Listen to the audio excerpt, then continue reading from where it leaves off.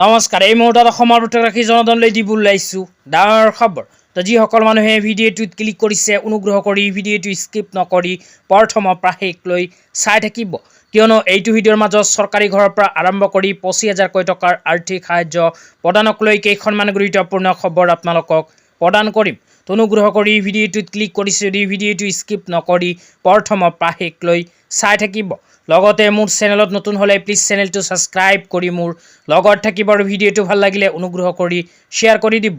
তো বলক ভিডিঅ'টো আৰম্ভ কৰি আজি প্ৰথমটো গুৰুত্বপূৰ্ণ খবৰৰ বিষয়ে বিস্তাৰিত জানি লওক। আজি প্ৰথমটো গুৰুত্বপূৰ্ণ খবৰ হ'ল চৰকাৰী ঘৰলৈ। তো চৰকাৰী ঘৰলৈ আপোনালোকে মোবাইল স্ক্ৰীনত চাব পাৰিছে এনেকৈ এখন আপডেট ইতিমধ্যে আমাৰ হাতত আহি পৰিছে। ইয়াতে কি লিখা আছে পঢ়ি শুনাই দিছোঁ। ইয়াতে লিখা আছে प्रधानमंत्री आवास योजना ग्रामीण की तहत मकान निर्माण की सहायता राशि के बारे में जानने के लिए।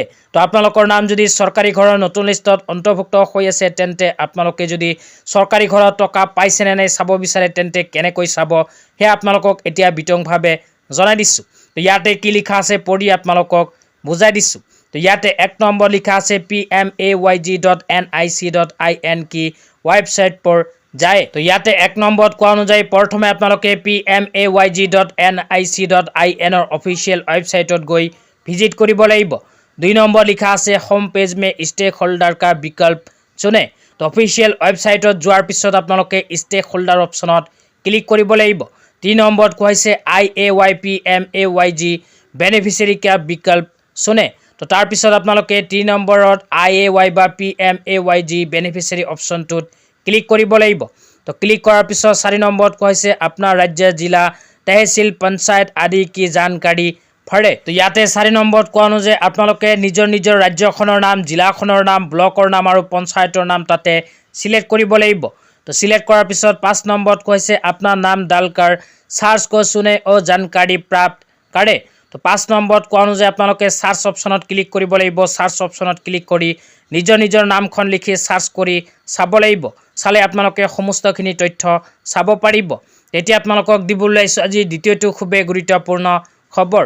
তো আজি দ্বিতীয়টো গুৰুত্বপূৰ্ণ খবৰ হ'ল যুৱক যুৱতীৰ বাবে।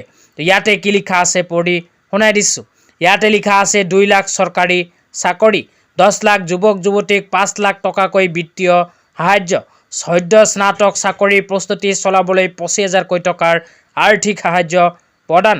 তাৰপিছত 4 নম্বৰত কৈছে প্ৰাক প্ৰাথমিকৰ পৰা স্নাতকোত্তৰলৈ অভাৱী শিক্ষাৰ্থীৰ বিনামূলীয়া শিক্ষা আৰু নিযুত মইনা আঁচনি, নিযুত বাবু আঁচনি, মাচুল ৰেহাই, জীৱন অনুপ্ৰেৰণা আঁচনিৰ ধাৰাবাহিকতাৰ আৰ্থিক সাহায্য প্ৰদান। তাৰপিছত একেবাৰে শেষত কোৱা হৈছে স্থানীয় যুৱক যুৱতীৰ ক্ষেত্ৰত 10,000 টকাৰ মজুৰি ৰাজ সাহায্য প্ৰদান। তো ইয়াতে উল্লেখ কৰা অনুযায়ী আকৌ যদি বিজেপিৰ চৰকাৰ আহে তেন্তে এইবোৰ আঁচনিৰ সুবিধা প্ৰদান কৰিব। আজি ইমানেই। ভিডিঅ'টো চাই কেনে পালে নিশ্চয় এইটো ভিডিঅ'ৰ কমেণ্ট বক্সত কমেণ্ট কৰি জনাই দিব।